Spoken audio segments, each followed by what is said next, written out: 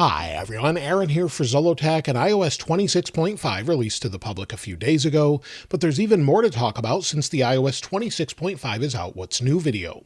We'll talk about the latest Apple news, some new features, and the overall experience on both new and old devices, but not just my experience, but your experience based off the YouTube community poll on the post page, where at the time of this video there's over 19,000 votes and 256 comments. I've gone over all the comments to determine what the update is like for most of us, so be sure to stick around toward the end of the video where I'll read some of your comments as well. And if you want to jump to any specific part of the video, be sure to check out the chapters in the description. So it definitely continues with iOS 26.5 where it's much better, but there's some things that are still not great. We'll talk about that in a bit. Now, while many people seem to dislike liquid glass, most people seem to like the overall design. Apple has now won an award for liquid glass. Apple won the Gold Cube Award at the Art Directors Club Awards in New York this past week.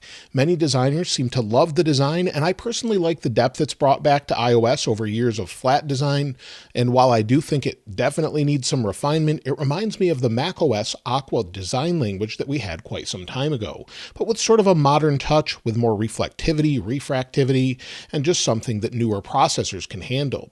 Let me know what you think of liquid glass, though, in the comments below. Apple pushed out a new ad this week showing why Mac is the best choice for college. You can see it on their YouTube channel here, so if you scroll down, if you're on the Apple YouTube channel, it says Mac Students, the Journey to Great Ideas in College. So it's a new ad pushing the new Macs, and they're doing incredibly well. Now, a new vulnerability was recently found in macOS, but this time with the help of the Claude Mythos AI model.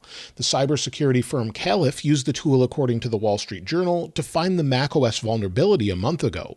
Apple said it's investigating and confirmed the exploit. However, the security notes for macOS 26.5 do mention Caliph and Anthropic, but they still may not be patched as this could relate to something else. So hopefully we find out soon if Apple will need to push out another security update to patch the vulnerability, or if maybe they've pushed it already. Apple's hearing aid features and Apple Watch hypertension alerts are super helpful and have been around for a bit now depending on where you live. But now they're available in more countries, in Czechia, Israel, Italy, and Romania. So if you haven't been able to use those, they're available now on supported watches and of course AirPods Pro 2 and AirPods Pro 3. Tap to Pay on iPhone is now available in another country as well. You can see here with South Africa, Apple brings Tap to Pay on iPhone to South Africa, where you can pay from one iPhone to another if maybe you're paying to a merchant. So that's nice that it's finally available in more countries, and hopefully it will be able to be pushed out to the rest of the world soon. Also, if you use Apple CarKeys, it's now available on an additional manufacturer.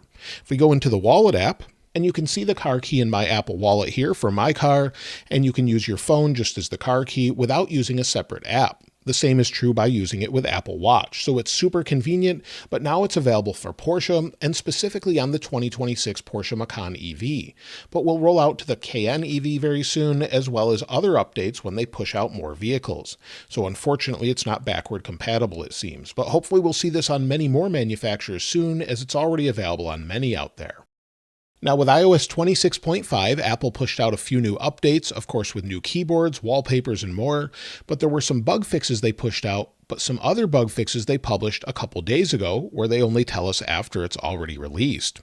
Those are enterprise updates, and you can see those here where it says what's new for enterprise in iOS 26, and under iOS 26.5, it says it resolved an issue where devices set to a non-English language failed to show a keyboard when a passcode prompt appeared. Also, trusted certificates will no longer fail with a non-standards compliant error. So both of those things have been resolved. Why they don't push these in the normal notes, I'm not sure, but these also carry across to macOS where I talked about them separately as well. Now, in addition to this, there's security updates, and there's many of them. Again, Apple doesn't push out the security updates right away. They wait maybe an hour or two, and then they publish them.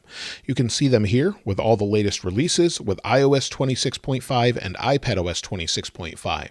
There's over 50 updates, so very important updates, everything from Apple JPEG. If we continue to scroll, you'll see the list goes on and on and on. So lots of different updates this time around.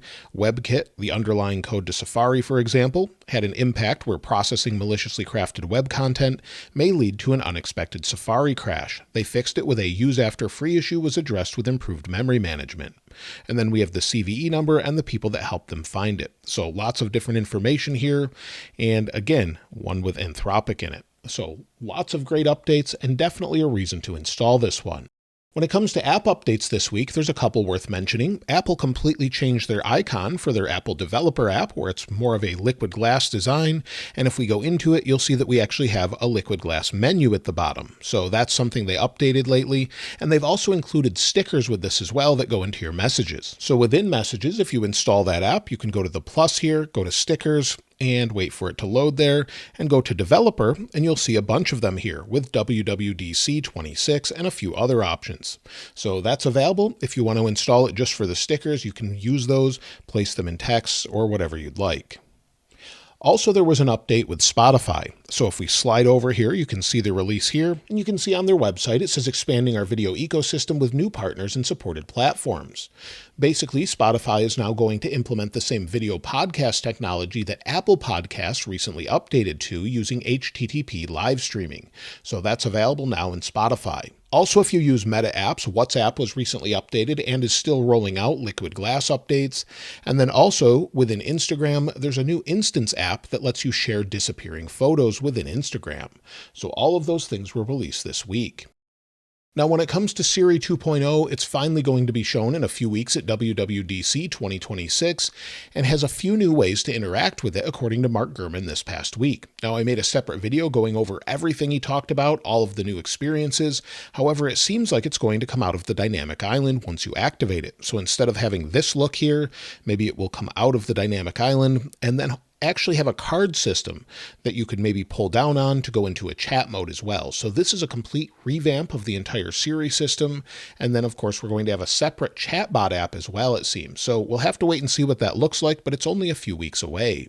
Now, when it comes to the iPhone 17 Pro and 17 Pro Max, you may have recently seen an article about it that I wanted to clarify.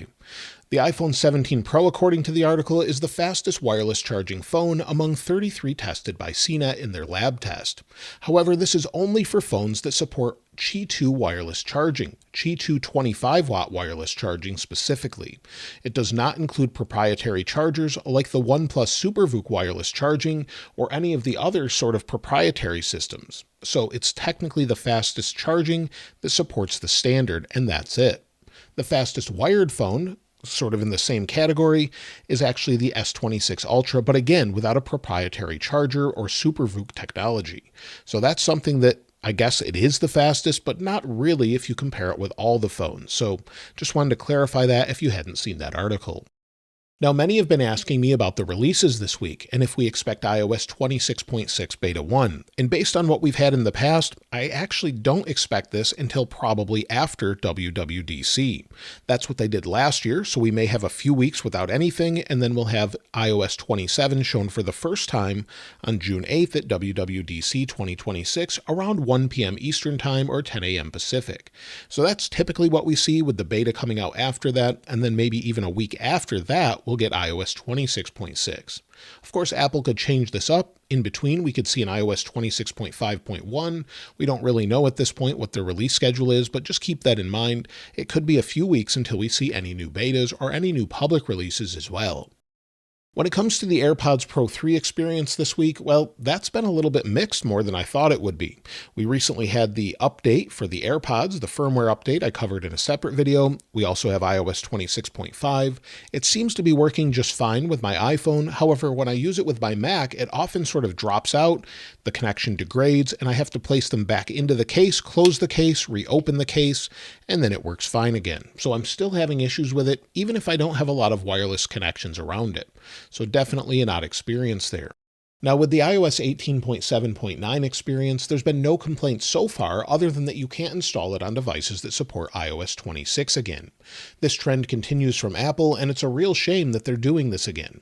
We thought they'd maybe change their ways, but now if we go to Settings on this iPhone 16 Pro Max, go to General and Software Update, you'll see the only update available is iOS 26.5. This is currently on iOS 18.7.8, and there's no way to upgrade or really install any other version of iOS 18, and now you can only install iOS 26. This again leaves us vulnerable to many different security updates, and something I really hate to see Apple continue to do. So if we go back, you'll see it's iOS 18, and we can update to iOS 26.5, but unfortunately, we can't do that. for those that actually want to stay on iOS 18 and have a smooth experience that's a little bit more refined. With iOS 26.5, it's continued again. Apple is back with refinement, and the overall sentiment is that it's actually a little bit better and that iOS 26.5 is now the best version of iOS 26. However, this is still despite some issues that remain. So based on comments in the YouTube community poll, 56% say that iOS 26.5 is better than previous versions, where 61% total say it's good or it's the same as the previous version or better. So those who are negative about it have mostly not updated or have just updated and need time for it to complete indexing or processing, but generally it's a little bit better.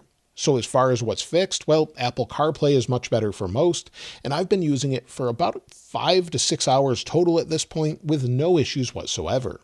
However, there is one person in the comments still having an issue on a Mercedes where it will disconnect or just be problematic. Also, MacBook external monitors disconnecting is fixed on MacBook.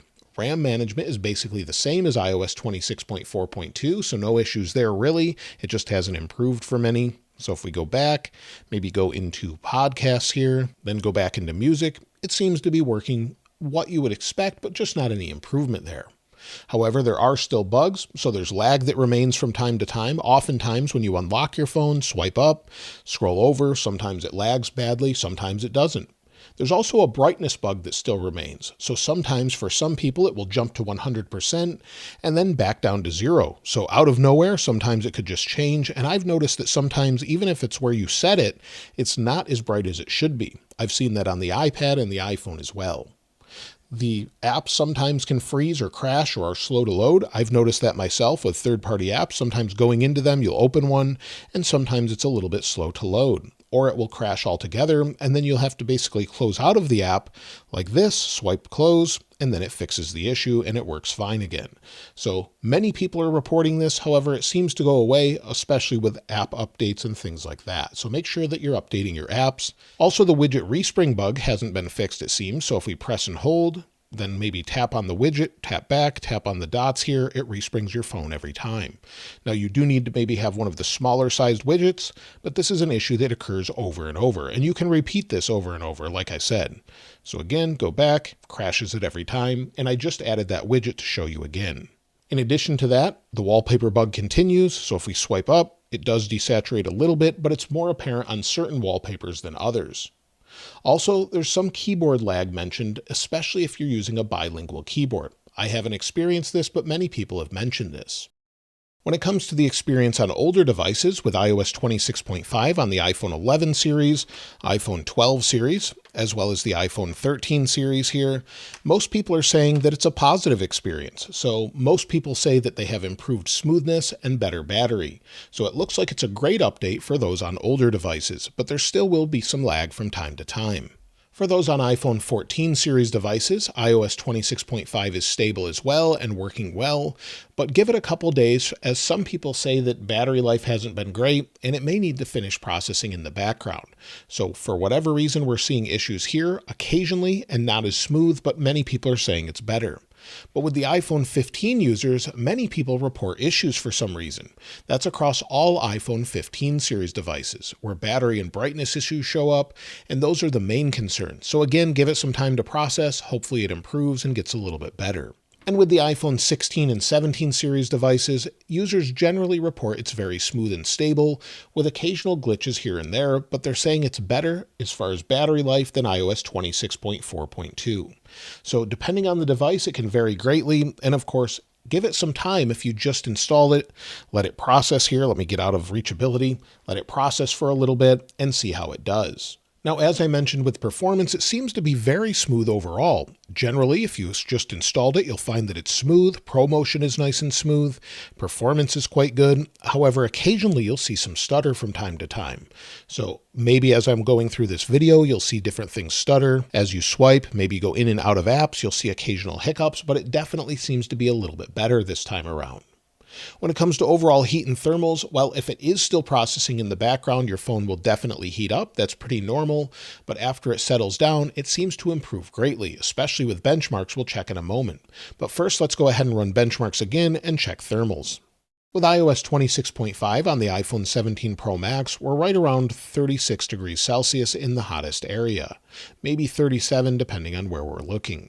On the iPhone Air, again running iOS 26.5, we're right around 37 to 38 degrees Celsius, so a little bit cooler than we would expect, but well within what we would expect, usually around 37 on the iPhone 17 Pro Max and around 40 on the iPhone Air. Now let's go ahead and take a look at benchmarks. Now I've run this multiple times on the iPhone 17 Pro Max, with the best score giving me 3,881 for single core, 10,072 for multi-core, so very good overall. With the iPhone Air, it's a little bit lower. I just ran it here, but you'll see 3,731 for single core, 9,366 for multi-core. So well within the margin of error for both, and they're both performing great. When it comes to battery life, let's first take a look at a viewer who sent in their battery life. Thanks to Abhishek for sending this in. This is on an iPhone 16e running iOS 26.5, set to 100% charge limit with 94% battery health. You'll see he had 5 hours and 49 minutes of screen on time, 35 minutes of screen off time, and used 65% of his battery. This is pretty good, especially on an iPhone 16e, so really getting him through the day, no issues that I can see here. When it comes to my battery usage, let's take a look. We'll go to settings, then we'll go over to battery and then battery health. You'll see I'm at 100% capacity with 84 cycles. So if we take a look at my battery usage, I haven't looked at this today, so if we go back to maybe 2 days ago, I had 3 hours and 3 minutes of screen active time, 1 hour and 8 minutes of screen idle time, and used 56% of the battery. If we jump back before that, 3 hours is about 50% for me. So we're averaging about the same usage, and it seems like it's doing well for me, easily getting me through a day. So I know this doesn't look that great, but it gets me through a day, and it's actually much better than it was before. When it comes to what you said about battery life, well, so far it's 50-50. 50% of users say that iOS 26.5 is the same or better than iOS 26.4.2. However, 50% report worse battery, but mostly on iPhone 15 series devices for some reason. So that's based off the comments. But we need to see how this changes once iOS 26.5 has been out for over a week. So hopefully it improves after everything's done processing. So if you're wondering if you should install iOS 26.5, well, for the security updates, I definitely would install it for that. I wouldn't stay on an older version, as the smoothness, the speed, the usability seems better. But again, give it a few days, maybe a week to 2 weeks before it's done processing, and hopefully it improves. But again, iOS 26.5 has a little ways to go to be perfect. But at this point last year, we were actually at a worse point with iOS 18.5 when I looked back at my notes. When it comes to overall storage, let's go ahead and take a look at that. So if we go to our settings, again, we'll go back to General and then iPhone Storage. Now it's done loading, we'll scroll to the bottom, and iOS is taking up 21.77 gigabytes. This really hasn't changed throughout the betas. It's pretty much the same as iOS 26.4.2, as new updates overwrite the old updates and don't take up additional storage. So again, Apple Intelligence is 7.53 gigabytes, where iOS is 14.24. When it comes to system data, it goes up and down. It's hovering around 10 gigabytes for me, but it can go up to 60 sometimes and come back down. Now, as far as the overall experience and what you had to say, let's take a look at some of your comments. TJ6 Jeep said, in the beginning it was very buggy and had some random strange glitches, but after a couple days it seems to have settled down. iPhone 14 Pro Max. RYDG MC said, iOS 26.5 has been splendid on my iPhone 16e and even on my old iPhone SE 3rd generation. Battery life has been very well optimized, especially in standby mode. Any bugs and even graphical issues have been few and far between. Animations are very fluid and smooth. So far, an excellent version, even rivaling the stability of iOS 18.7. As known as Lucy said, iOS 26.4 was great. This is fantastic. 86% battery usage yesterday gave me 11 hours screen on time, which 3 hours was Pokemon Go. 26.5 has been practically lag-free, and the icing on the cake was when I suddenly got the highest Geekbench 6 score ever on my iPhone 16e. Single score 3,471, multi-core 8,686. Chris Wilcox 8977 said, 26.5 on 17 Pro Max. No issues with AirPods or CarPlay yet. However, I did need to reboot yesterday as I got home and Wi-Fi refused to work, even toggling airplane mode on and off, etc. Not seen that ever before. Jay Muez said, "Hi Aaron, I updated my iPhone 17 Pro to iOS 26.5 and noticed less lag on the home screen and longer battery life. However, the wallpaper bug still exists for me. I'm looking forward to iOS 26.6 beta." Ashley88P said, "iOS 26.5 is still very good on my iPhone 17. Battery is around the same and hardly any bugs. However, I have noticed that CarPlay crashes out on Mercedes vehicles." Javigno60 said, "Running iOS 26.5 on an iPhone 16 Pro Max. Overall, a great experience. Quick, smooth, and battery life is good. I've had a few apps lock up while using them, but restarting them resolved the issue. Looking forward to trying out iOS 27. Rosentine66 said, "I'm on iOS 26.5, and yes, my battery lasts me all day, but I've noticed that some of my apps freeze up when I'm in them and I have to go back and start them over again before I can do anything. I thought this update was going to be so much better than the others, but I didn't have this kind of issues on 26.4 on my iPhone 17 Pro Max. I feel like it's still in beta mode." Mita Olero said, "I love iOS 26.5 on iPhone 13. Smoothly, more battery life, great experience overall." Warwick HTC said, "Animations are laggy from time to time on my 17 Pro Max running 26.5. I wish it felt smoother and snappier." Alec15 said, "iOS 26.5 has been running great on all of my devices. I've had no issues whatsoever. Battery life is much better, and iOS in general is starting back to get buttery smooth like iOS 18. Great update." With iOS 18.7.9, unfortunately it continues like I mentioned before. Many people are holding out on iOS 18, enjoying their experience, and just need the security updates to progress with regular use. So that's something I really hope Apple updates, pushes out again so people can install that. With iOS 26.5, it's a step forward. iOS 26.5 is a meaningful step forward for older devices, making them smoother and having a better experience overall. This holds true for most devices with the exception of the iPhone 15 series devices, which is a bit odd at this point. We had some issues in the past with the iPhone 7 series, so maybe there were some issues with the processor, but Apple may get it right, or it may just take a few more days for things to smooth out. The update provides significant security updates and bug fixes and is actually better than iOS 18.5 was at this point last year. However, it's still nowhere near what we expect from Apple yet, so hopefully iOS 26.6 and iOS 27 doesn't start it all over again. Maybe we'll see a big improvement this year, as many of us hope. So that's everything with iOS 26.5 and iOS 18.7.9. Unfortunately, Apple's back at it with iOS 18.7.9 not making it available for devices that support iOS 26 and trying to force you to upgrade to iOS 26. Now at this point at least, iOS 26.5 is much more stable, it's being more refined, it's smoother, there's less glitches, but again, we're past 6 months at this point of having iOS 26. So hopefully iOS 27 really brings that refinement we've wanted, and thankfully, based on what I've seen in the past, iOS 26.5 is better than iOS 18.5 was at the same point last year. But let me know how your iOS 26 experience is going in the comments below. And of course, I'll link the wallpaper in the description like I normally do. And if you haven't subscribed already, please subscribe. And if you enjoyed the video, please give it a like. As always, thanks for watching. This is Aaron. I'll see you next time.